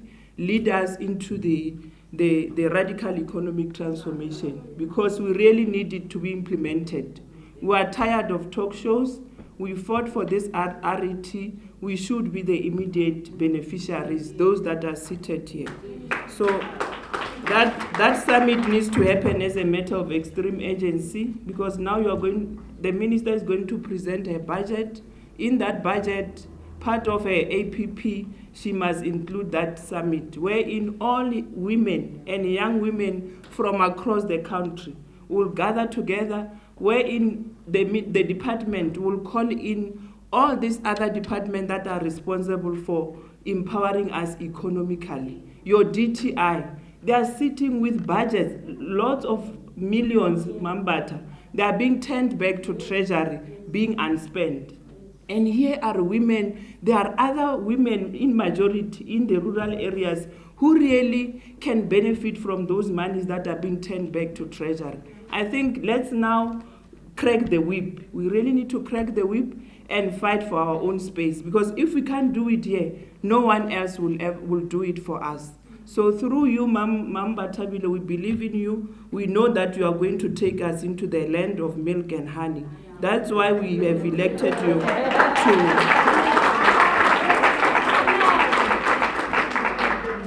to be the president of the Women's League. We believed in you. We know that you are radical. You are not even ashamed of leading the struggle of women, because it's not starting with you. It started in 1956 with those women who were at the forefront of fighting against apartheid regime. The other issue is the issue of women and health. I think we did not do justice to it, because there are a majority of our own mothers, our sisters, who are experiencing a challenge in that particular sphere. There was a promise in 2014 general elections by our own ANC in the manifesto to say that we are going to implement NHI. Seated here when these women are raising these challenges of primary health care, and I'm saying that NHI was brought to us with the intention to deal with all other challenges that we have experienced in the health sector. So seated here, I'm even observing the Minister of Health. Now he's retreating. He's now bringing another issue of enterprises. He's now thinking that women are stupid and all that. I think we need to confront these deployees of the ANC to say that it's high time that they must take us serious, in particular as women. Because if we can take a resolution as women to say that we are not going to vote in this upcoming general election, the ANC is going to lose. And we don't want to do that. Just for us to show how powerful we are, Ma'am Batabile, you can just issue an instruction to say, all women stay at home, don't vote. We are going to do that because there is nothing that is going to make us to vote and the status quo continue to remain, and we choose to ignore those things.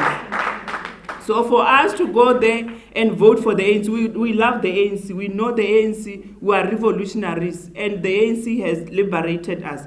There is no way we can abandon the ANC. But there are individuals within the ANC who think that they are smarter than others. You know, there are resolutions that are taken at every Congress. I've been looking at all our previous Congresses. We have taken a resolution on land. And the day is today, we are still unable to implement and give progress report thereof. I think we are tired of lamenting. We are tired of grandstanding. We are tired of speaking in one voice, and at the end of the day, there are no results on the ground. So let's now change the gear towards implementation phase and say we want to implement all the resolutions that were taken by the ANC in those congresses, because the ANC is very clear on the issue of land. The ANC is very clear on the issue of radical economic transformation. Ourselves as young people, we want to embark in agriculture, Mama, because agriculture is the future. You have indicated that here that Limpopo is very rich in that particular space of agriculture. You know, Limpopo is regarded as the food basket of Africa. But what are we doing as women to tap into that space? Because there are fruits that are just growing in the backyards of every household. But where are we as women to organize ourselves into cooperatives, into entrepreneurs who can make sure that we supply food and also export it outside South Africa and Africa? I think let's organize ourselves. That particular summit, it must be attended by all those departments that are sitting with budgets that are aimed at empowering women and youth in particular in terms of the economy. Let's agree in that to say that summit must sit before June. On the issue of supporting our comrades in the institutions of higher learning, I think we have got structures as the Youth League. Even the Women's League, they've got structures at the branch level. At each and every university, there are structures around. Comrades, we should not be confused by these Mickey Mouse political parties who want to come in and occupy the space whilst we are there. I think seated here, all of us, we are leaders in our own respective space. We are organizers. We can organize ourselves and confront whatever issues that we are faced with. Be it at UJ or VETS, there are COSAS, there are SASCO structures, there are ANC Youth League structures, there are YCL structures. But we know that we have got our own internal challenges. But if we can organize ourselves as young women, we can be able to convince those other male comrades who are obsessed on fighting for what we really don't know. Let's mobilize them and show them that we can, in fact, unite for this particular program. Because programs are the only ones that are going to make us realize our visions. Thanks very much. Comrade DSG? 1 minute. I have to stand here. Yeah, sorry. Okay. So I can't see over here, you know? One thing that we have to remember is that when we left Nasrec, the branches... Oh, okay. Sorry, ma'am. The branches of the ANC gave us a very clear instruction. They told us, we don't recognize your slates and we don't recognize your factions. We are giving you back to the ANC as a mixed up NEC, and we're not going to apologize to you for that.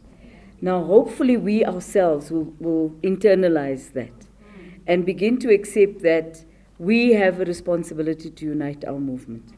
And that when we say unite, it's not just a word. It means you must be active in the way in which you unite people. Even if that means talking to somebody who was singing a song on the opposite side. That's not the issue. The issue is now, this ANC has a leadership. We're part of that leadership. We must unite the ANC. And if there are mistakes, we must raise those mistakes, but we must unite the ANC. Having said that, it doesn't take away from us this view that if we want to promote women leaders, let's do it very correctly and with great deal of organization and political science skill. Sometimes I wonder if we understand that, we lose because we hand over ourselves to another perspective so easily. And why? It's not because some of us want to lead for the sake of leading. It's because the branches ask you to lead, you never say no. And even if you lose, you don't say no if branches have asked you to be a leader. It's wrong, because you're a product of a mass organization and a liberation movement. You're not the product of a skilled public relations exercise. Sometimes that is what may fool us, if we believe that we can be made by PR companies, we're going to be in deep trouble. We must make the leaders that we want. We must implement and say, that's the kind of leader I want to follow. I don't want to follow somebody who can speak big English. I want to follow somebody who's going to implement my aspirations. So I hope, COSAS, you never change. Since the beginning, 1976, 1981, but even when Joe Gabi was around, comrade, perhaps you were not there, the role of COSAS was to agitate us into action. Don't ever lose that, you know, don't lose it. And yes, you must also come to dialogues, not only to be told how to be active, but to learn the politics of the ANC as well. And that's why it's important for you to come here and to listen to the history of the ANC and to listen to strategic views and tactical views as well. So that when you leave, you can also say, I've understood, you know. Something is not just about a march, but something is also about putting myself down to get other people involved. Mass mobilization is not about going to a rally, Mom. If you were from those days, you know very well, we never had a rally. I don't remember ever organizing a rally, but organizing women into participate into projects and organizing women to participate on the issues that they faced in the very street where they lived. Never mind what was happening elsewhere. If I could organize around the street where I lived, I could organize the whole community eventually. And we need to start thinking a little bit in that direction. I think that many of you have spoken, and I think we've learned a great deal. Others have spoken for a long time. I think the thing that we must demand as women is right of access to the land. You see, at the moment, the debate is very general, very big and broad. And the perception is that when land is given back, it's going to be given back to men. So women have to make that specific demand of access to the land, including generational rights of inheritance. Because when land is taken over, the people who inherit that land from one chief is the son of the chief, the son of that son, and on it goes. The women who work the land don't get the land. As much as you produce, you're not going to get a piece of land. So the demand from women must be access rights to the use of land in our country. And we must be clear about what we're saying.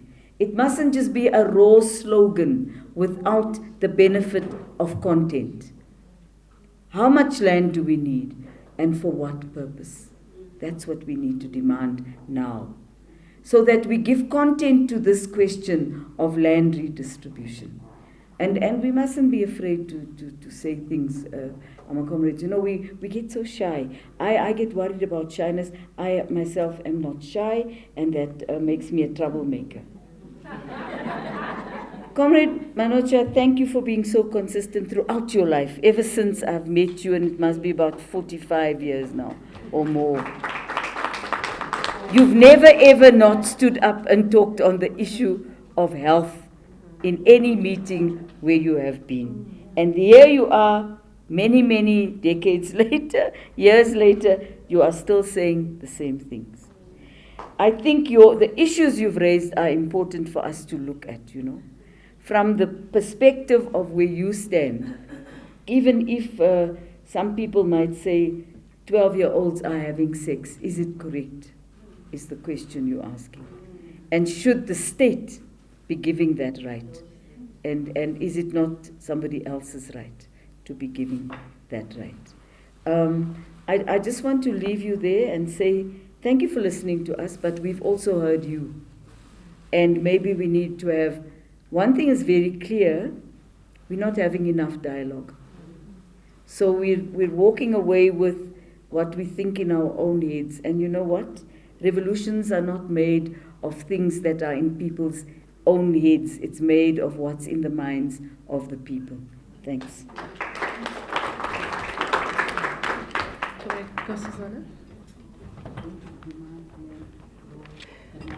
Thank you very much.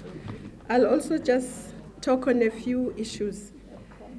Just on the health issues, how clinics, how hospitals, I think one of the things that we can do that does not depend on the state, there is every clinic is supposed to have a clinic committee. Yes. Every health center is supposed to have, every hospital is supposed to have. I think let's be organized and be in those committees so that we can have a voice both into the clinic and outside to tell the authorities, because reorganizing health may take time, but that we can do ourselves and be making sure that we are in those committees. Also, in terms of poor people and food parcels, I agree with you, but when we go to communities, some communities are organized. You find there is a committee that looks after poor people or child-headed households or so on. So when you deliver food parcels, you say to them, identify them. But also, I find communities, maybe rural communities especially, very generous. They will say, no, ulo okudinga kakhulu. It's this one okudinga kakhulu. You need to ask. But the point is taken that you shouldn't just do a lucky dip and just give food parcels. The point is taken. Comrade Bata and all of us, Comrade Barbara, all of us who are in government, let's just make one thing for the next budget. Let's start now and say there must be gender budgeting. The budget must be disaggregated to say what of this budget is going to women, is going to young women, and of course the youth, but let's start with women. Because we know that if a woman mainly has money in the home, everybody else will eat. Everybody else will go to school. Everybody else will have. Some men do that, but most women do that. So we empower the women first. So let's have gender budgeting. We can go to other countries and learn. Sweden, Uganda, many other countries are doing gender budgeting. So that we begin to say, this budget, this trillion, how much of it is actually empowering us as women? You are the MEC for finance. Let's see that in the province.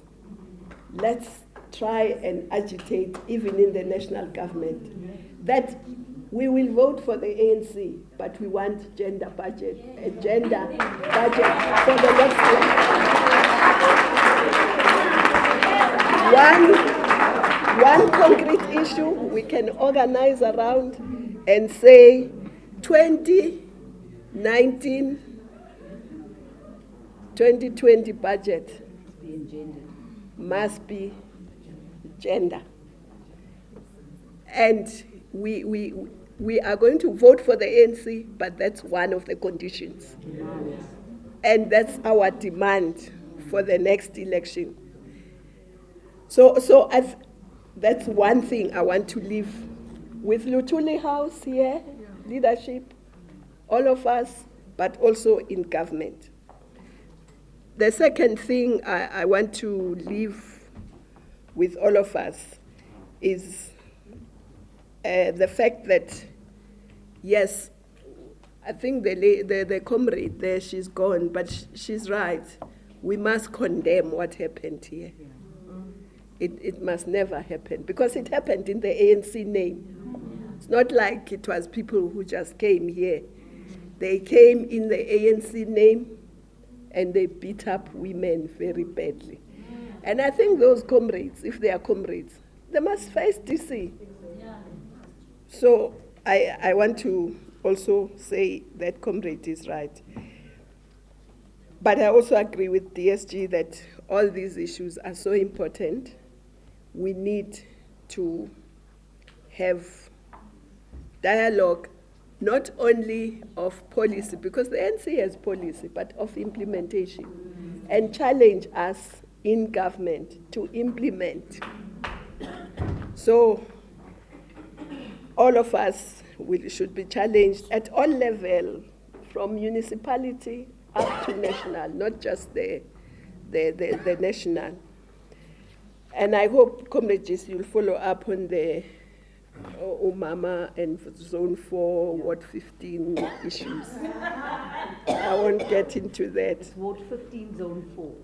Yes, Ward 15, Zone 4. That needs to be followed up. But generally, I agree with what the rest of the comrades have said, but I just wanted to make that point, that we can have one concrete demand for next budget and for the election. But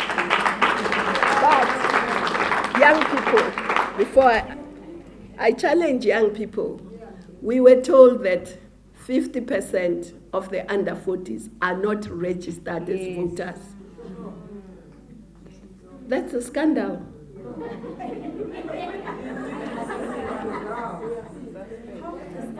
So Youth League, COSAS, Women's League, all of us must make sure, because that's how you lose elections. You don't only lose, the actual voting is the last step of losing or winning elections.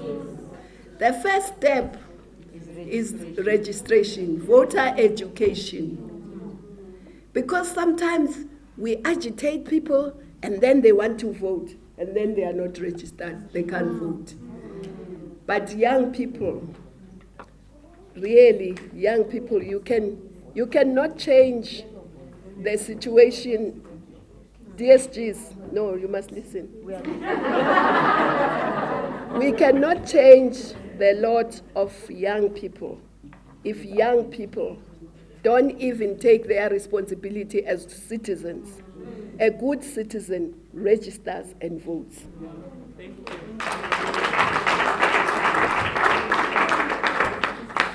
Comrades, we've come to the end of a very fruitful dialogue where we looked at International Women's Day, the theme that's global of women's activism, bringing together rural and urban women, and the challenge that the time is now. There's no tomorrow. We must start today and continue on building on the generations that went before us, like Mum Charlotte, the 1918 generation that formed the Bantu Women's League, Master Sulu, Comrade Dora Tamana, and others that were mentioned here tonight.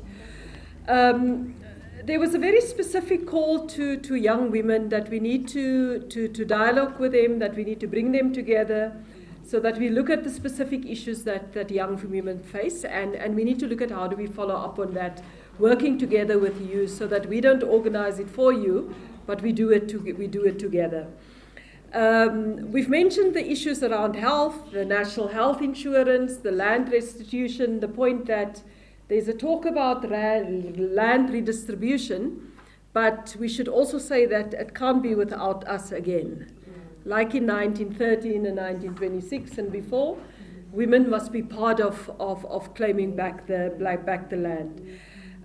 One of the issues that were raised is that we need to look at the question about women's economic participation, and the proposal to the gender ministry that we should look at a women's economic summit, so that we look at sector by sector, the construction, creative, maritime, agro-processing, mining, all of them, and look at how do we concretely empower and take forward the participation of young women, young people, and women more generally, both urban as well as rural. Comrade spoke about the importance of a skills revolution, because it's correct, we can have all of the resources and all of these things. But if we don't have a skills revolution, artisan skills, high-level skills, to be able to transform what we have into wealth, it's very important. And then the dialogue, that we need to have a dialogue, not just about the ideas, but also about implementation. How far have we come? So that when we come back next year on 8 March 2019, we must then set that we have the gender budgeting in the ANC manifesto. We have had a dialogue with young women and girls. We have begun to implement and look at the issues around the national health insurance and all of the issues that we raised today, so that we also check ourselves and see what we have done. Comrades, I think that all of us, a special thank you to our speakers, and we're going to get someone to hand over a small token to them. But we also want to say thank you to our participants who have come out late afternoon to be part of us, our media that has been here, all the comrades that have participated, that have listened, that have contributed. We thank you very much, and we just call on the comrade to just hand over the small token of appreciation. It's actually not small, it's very substantial. Thank you.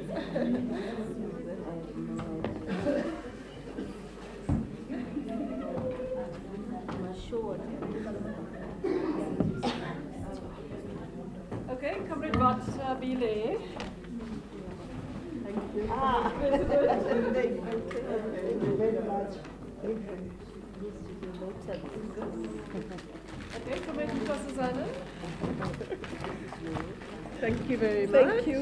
All the best. Should you open? Yeah. Do you want to see what's inside? It's a secret. Okay. Yes. Very nice. Thank you. Thank you. Okay. Thank you. I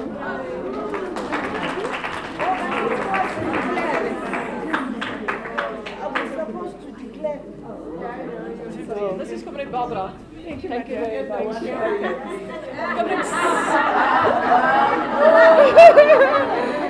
Yeah. Okay.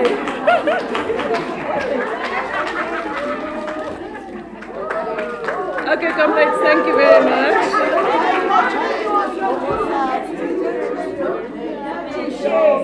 Sorry, those fashionable comrades said that your duke matches the bag, so you must wear it together. Comrades, let us close now, and thank you very much for everybody who's been involved in the organizing, Comrade Bobo, Comrade Lungi, the other comrades from the Women's League, from the Youth League, and everybody, Kosas. Thank you very much, Nyabonga, and we'll see you next time. Drive safely, travel safely. Sorry?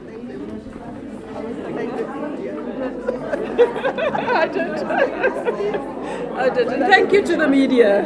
If they show it.